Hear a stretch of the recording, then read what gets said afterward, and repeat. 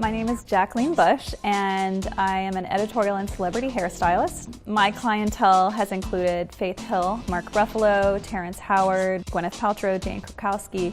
I want to be able to show you that hair isn't as intimidating or as hard as you think it is, and I want you to be able to have fun with it and do what your vision is with your hair.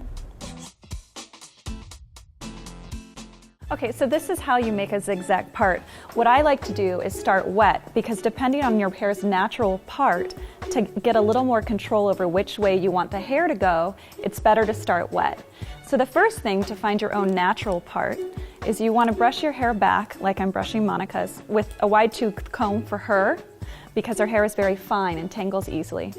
So once you get it all back, then what you want to do is just simply push the hair forward lightly, so I can see where the hair is naturally falling. Like Monica's wants to go about here, okay?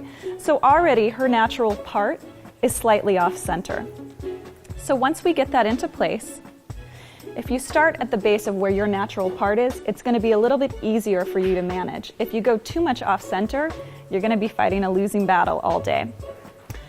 So we got Monica's natural part going. Then I want to take a rat tail comb, and a rat tail comb is something with a very long end. And so what this can do is, as I go through the part, because it has this long end, you can go all the way through without having to stop. Whereas if I started with this comb, it's only going to leave me halfway through. And when you're running around in the morning, the last thing you want to do is take longer with your hair. So I'm going to take the long end of my rat tail comb and start at the front and just make a zigzag shape.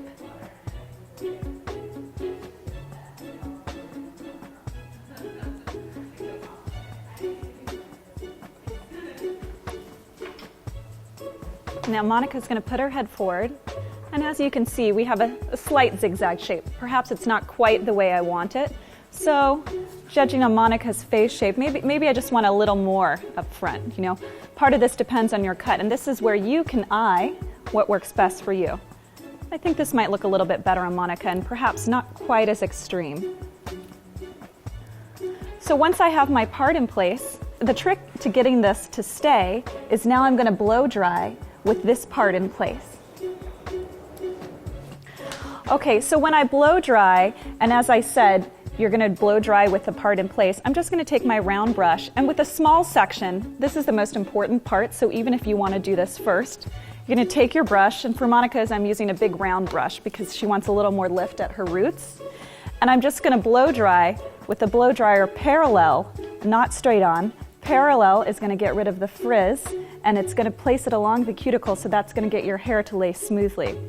And so as I blow dry in that motion, that's what's going to set it and keep the hair in place. Then I'm going to do the same thing for this section, this section, this section.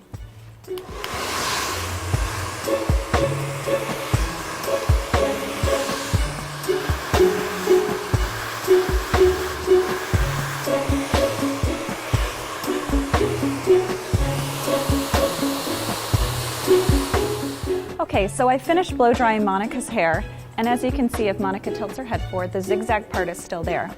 Now for Monica, it was really easy for me to get this because her hair is very malleable, and really it wants to do whatever I want it to do.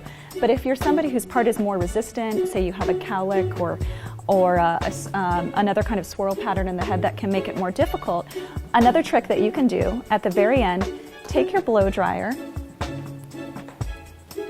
take a brush, it can be a round brush, it can be a flat brush. I love the Mason Pearson, it's really good for smoothing. And you take the section of hair, take your flat brush, before you blow dry, you're going to spray a little hairspray, and then you're going to blow dry that in on hot, then you're going to change the blow dry button and put it in on cold. So I'm going to show you in just this little section on Monica.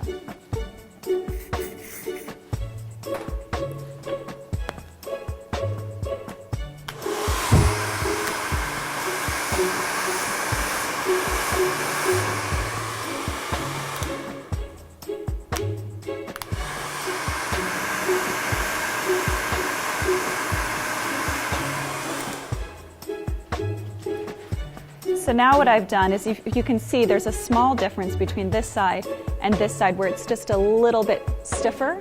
And if you have a resistant part, you're going to want to do that extra trick at the end. So again, that's blow drying it with a little hairspray on hot and then the cold button. And what that does is lock in wherever you've made that hairspray. So that's how you make a zigzag part.